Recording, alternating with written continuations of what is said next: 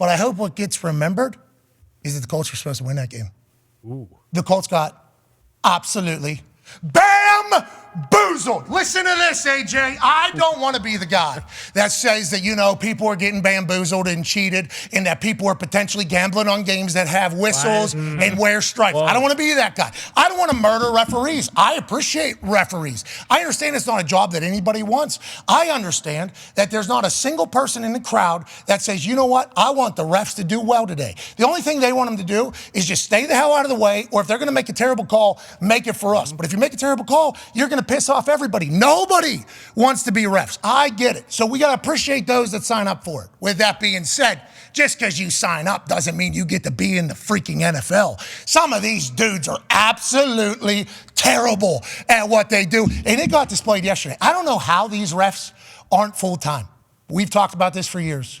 I have no clue how that decision has been made. I have no clue how we've gotten to 2023 with how prevalent sports gambling is, how much money is being wagered on these NFL games, that the refs, the ones that are calling 40-yard pass interferences or deciding games at the end like at the Super Bowl and stuff like that, aren't full-time employees of the league. That's integrity is the most important thing, because it's hard not to say that these teams got bamboozled. It's hard not to say that they got cheated, because that's a pass interference, okay? That's what they said. But we go to the play before that, which is the illegal contact, actually. This illegal contact call, oh my God. Whoa. That takes away a strip sack that the Colts would have won the game. Yep. Colts strip, sack, ball going the other way after the play. Wow. Legal contact, 39, Indianapolis Colts. That was a game-altering call right there. Yep. Then you say, oh, they got us once. Okay, all right. I mean, a little ticky-tack, but what do we talk? Then we go to the very next play. These refs said, nah, you get one, we'll get another one. That ball bounces into the stands. Into the stands. Jeez. Go back. This ball bounces.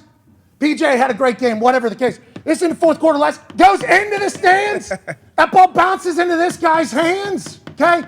Old buddy says, wow, I can't believe that thing went into the stands. That was a terrible throw. This guy's thinking to himself, incomplete? No way. This lady's like, I'm supposed to be looking this way, but look at this guy. He sees something. I need to look at what's going on here. He was nowhere near. That ball's certainly uncatchable. Nah, says whatever ref from... I believe it's Sean Smith. Sean Smith's crew says, that's pass interference. That's illegal contact. Same corner, two calls. Both of them obnoxious. Yeah. Both of them cost the Indianapolis Colts the game. I believe there's a chance we should start searching, okay? We did this to the Iowa Hawkeye and Iowa State kids. Yep. Yeah, terrible call. That landed outside of the yellow. Terrible call. Come on. And you think Wemby could get that? No. He's tall enough to reach it? Gene Steratore comes on, and we love Gene. Huge fan. Great ref. The game misses him, so does college basketball miss him. He comes on and says, for guys to say something's uncatchable, though, the ball has normally got to be thrown into the stands, where as he's saying that, ball bounces into the stands as he's saying that. So I think he even goes I don't know why this was called. Well, you know why there's a chance that it was called? I'd like an investigation. Ooh. Okay, into that particular ref. Yeah. Not only that ref, let's not just check that name. We need aunties, we need moms, whole family. We need sisters, we Everybody, need girlfriends, right? husbands. He had to have something on that game. I don't want to be a guy proclaiming that these refs are rigging games, but I don't know how you call those back-to-back to secure one team to definitely have a win. That seems that seems a little fishy. All over the place. I mean, I don't want to change the subject, but I feel like Iowa has the biggest gripe with that fake fair catch situation. So, funny you say that. That was actually another part of this. They got bamboozled. You're on the same page. This was inexcusable call, I feel like. This is fourth quarter, 1:35 left, 12-10. 12-10. Offensive juggernaut, Iowa. Special teams monsters. Takes a punt, lets it bounce, takes it to the crib. Holy hell. Iowa, who only has 2 yards of offense in the entire second half, pull off a comeback win with a play like that. Wow. The Hawkeyes fans are going crazy. The Children's Hospital across the street is like, yeah, that's exciting football. We're not used to that with this Iowa Hawkeyes team. Then, somehow, some way, this guy, Tim O'Day, and his crew call it back, and they say that one of the refs called it a fair catch. Well, that's a fascinating thing because not once does he signal for a fair catch. Peter. Very standard operating procedure for a punt returner to get his teammates the hell out of the way. Then he catches it and says, oops, actually, I'm going to snag a few extra yards. Breaks a tackle, down the sideline, cross the field, big time comeback to keep the Bronze Pig, the Floyd of Rosedale in Iowa. Now, if they thought that he was signaling for a fair catch, how come there was no flag on the field whenever he picked up the ball and started to run it? That would be a penalty. That would be an illegal fair catch sign. There was never a flag laid on the field at all. There was never a whistle that stopped this thing after the fair catch was allegedly called. The only thing we know is they went to review and came out with bullshit, which makes us think Yin's got bamboozled potentially by this guy. Yeah, for sure. I mean, the replay happened, initially was whether or not he stepped out of bounds, like right there. There was never any mention of, oh, that's an illegal fair catch, or that's, and then, I mean, I damn near had a heart attack. I really did. I couldn't believe it. I thought I was, and you don't want to bitch about the refs ever, but like, I can't ever remember something like that happening. Well, it just doesn't make sense because what they said was fair catch. And my point about them not throwing a flag then, that's illegal. Like, you do a fake fair catch and then you go and return it. It's like, all right, well, that's a penalty. That's not allowed.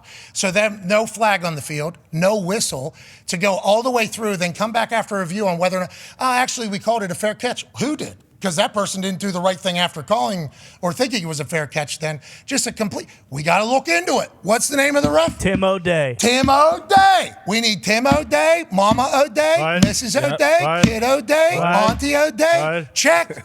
Because maybe they didn't bet on the game, even though in Iowa. They do that. In Iowa, we have heard. Iowa feels but there has to be some sort of connection in Minnesota to get that Bronze Pig back. You would have to think that. And for the Colts game, maybe that person's from Cleveland, Ohio. Maybe they're not betting on the game, but they just have personal interest for this Browns team to be able to go on a run. I don't know, but it feels like there's more than the Rams have enough to be mad about because Kenny Pickett not being able to, definitely not picking up this first down. I mean, nowhere near it. Nowhere near it. And that's easy to see this way. Look at this line judge. Look at this line judge right here. I can't see it really. He's down, but. Oh, yeah, he got it. Who knows where? Well, I mean, the Rams don't have an argument, though. Was that first Dahn guy? No, it wasn't the ref from Pittsburgh High School football, which is an absolute legend. The side view is the one that we need to see. That's this one. There we go. Boom. I mean, there's nowhere.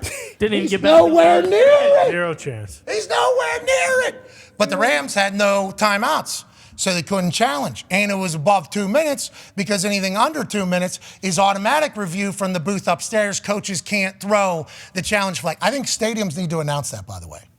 I think stadiums need to say, since we're under 2 minutes, there's no more coaches' challenges, because there's been a couple times where Shane Steichen, who's just trying to kind of introduce himself to Indianapolis. I've heard people around be like, challenge, this guy's a dipshit. It's like, well, he's not. It's actually a penalty if he does right now, and he's not allowed to do it all. So the Rams certainly have a little something to say about it. The Iowa Hawkeyes certainly have something to say about it. The Indianapolis Colts got absolutely bamboozled, clear as day, back-to-back plays. We all just saw it. We just watched it. That's bullshit. And the Miami Dolphins get no flags, no help, no penalty last night against the Philadelphia Eagles. Well, and that guy is actually from about 20 minutes north of Philly, I believe, who was the head ref of the Eagles Dolphins game. See, so we need full-time refs, okay? We need full-time refs. We need to take these questions out. Now, I don't know what's going to happen in the Big Ten with Iowa and Tim O'Day. I assume he'll get the Big Ten championship game because that's seemingly how these types of things always work. But in the NFL, we cannot continue to have the conspiracy fodder that happens. As soon as I see those two plays, that ref's in on this thing, and then you hear, the script says, the script says. It's like, hey, a lot of people betting a lot of money on these games now. Going to have to be something that you're going to want to nip in the bud as if it was a flower, and I think the NFL should take the lead there. These refs have had a seemingly quiet year. Now, I know there's been some holdings that have certainly pissed off AQ, but they haven't been like the deciding factor for games until this past weekend. Let's not make this a common trend. Let's not keep this thing going. Let's upgrade the review facility. Okay, let's upgrade the review facility so it looks like at least an above average place to make these calls. And let's fix everything when it's wrong. Like the Kenny Pickett one, that's an easy one for them to go. He's short, dude. He's clearly short.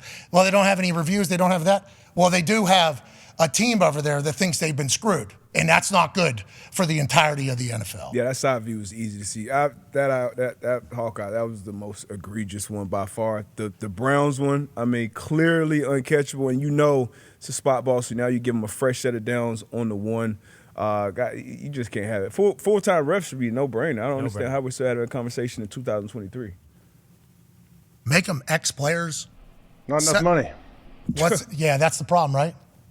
I'm sure that's their claim. It has to be. For sure. Why don't we get a sponsor to pay for it then? You know, like, hey, these refs are brought to you by. Wow. Don't bring rational thought to this. Somebody can pay for it, but if it's ex-players in a pipeline, you can go to like a school and you can be like on the practice squad. I don't know if I want ex-players reffing either, though. Like, I don't trust most players. Oh yeah, they got. I mean, I do, but like, I guess guys, if they really want to be a ref, then yeah, you would.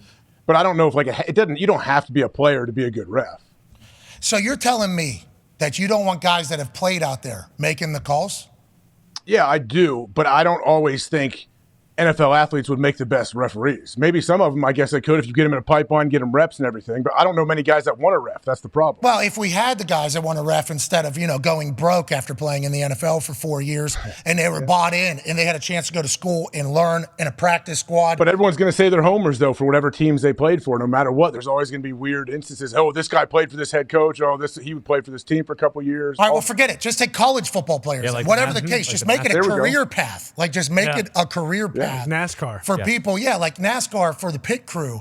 These dudes are living on a campus. They have workouts in the morning. They have this, and it's like they are full-time pit crew guys. Now, they don't have as much power as NFL refs do, but they do execute their craft. It's a line of work. Like, it's a pipeline. Like, hey, here's an actual job. It's like officiating. If it was a full-time thing, and in the offseason, guess what they did? They even want the things to get better. Yeah. And then they were able to divvy up stuff to go to practices. And then if a guy has a terrible game or a lady has a terrible game, hey, you're going back down to practice squad. We actually have a replacement up here. It's like, if money is the only thing saving that, it's like, well, I think you're going to lose more money later with people tuning out the NFL because they think it's rigged and they think that the refs are terrible. It's like, that's a real PR thing. And this week was the first time it's really reared its head this season. But in years past, it's been like 4 or 5 weeks where it's like, these refs got to be betting on a game. These refs got to be rigging this game for this team. It's like, let's take that out. Let's go ahead and get rid of that, AJ. And I don't know why we haven't. And now I guess the coach just got to sit by and get screwed. That's right. I had a bunch of Browns fans tell me, welcome to our life. Yeah, this is a little get back for the Browns because they've been screwed for a long time. Yeah. I'm sure you have. Wow. And I'm sorry about it, Dog Pound. But I do know you're supposed to walk out of Lucas Oil with an L yesterday to a scrappy Indianapolis Colts team.